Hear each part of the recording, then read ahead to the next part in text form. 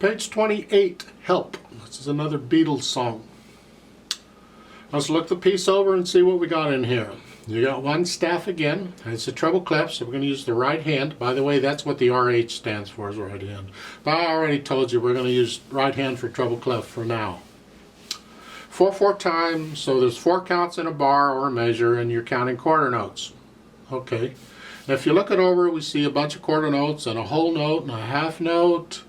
And what else we got? We got some tied notes at the bottom of page 29. There's a whole note, the last 2 measures. A whole note tied to a quarter note. You're simply going to hold that whole note down for 5 counts. But you see that curved line is other places.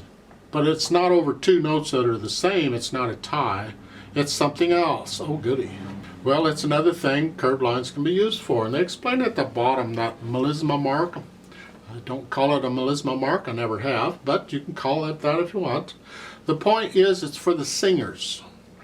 You see, for instance, look at the bottom of page 28, the last bar, the last measure.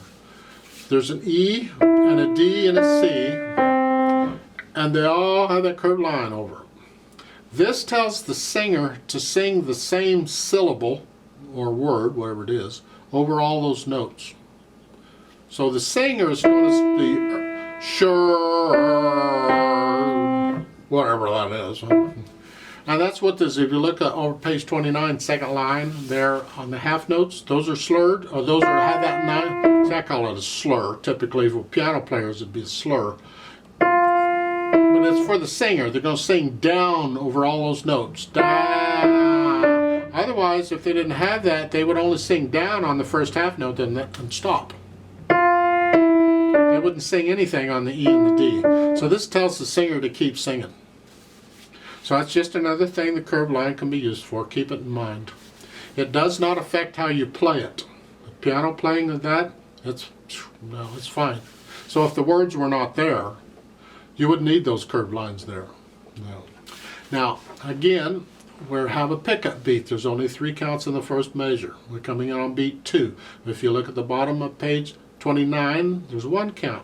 That's the other count. You put them together, you got 4 counts total. Everybody's happy and we can go on. All right.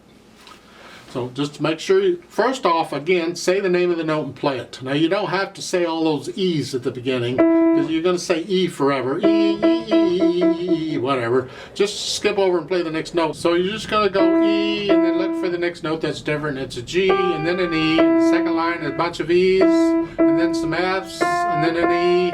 So just go through it and say the names of the note. Drill yourself on these note names in the music. They need to know them instantly. We have a lot more to learn besides these, so get these down good now. If you have to, go back and start the book again and go through everything and review everything again, because it's just going to get more involved as we go through the book. Don't be in a hurry to finish the book. Then you can go through them and put in the counting. The quarter notes are easy. It's 2, 3, 4, 1, 2, 3, 4, 1, 2, 3, 4, 1, 2. Just put in the counting and whatever. And again, you're only counting at the beginning to get it right. Once you have it, you don't have to count anymore. So you go ahead and learn it.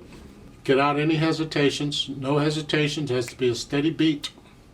Then when you're ready, come back and play it with me, and let's make sure you have the right notes and the right rhythms. So I'm going to give us 5 counts again, because I had 4 for 4/4 time, and another one because we come in on beat 2.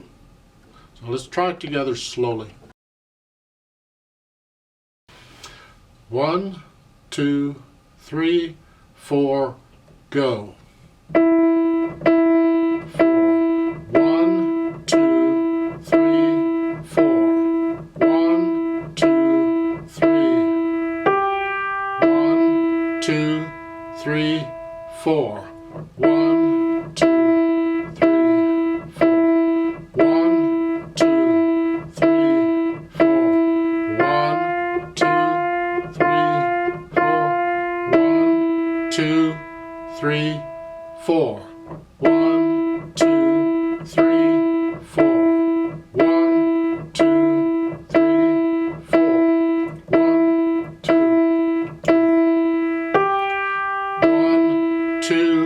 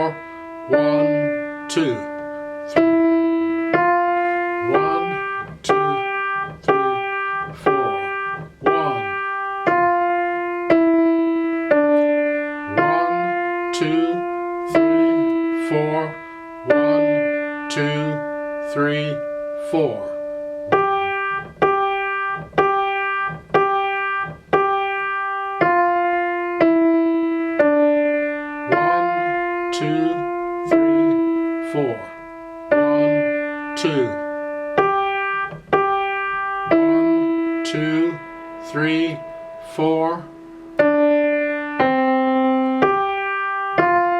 1, 2, 3, 4, tie, off.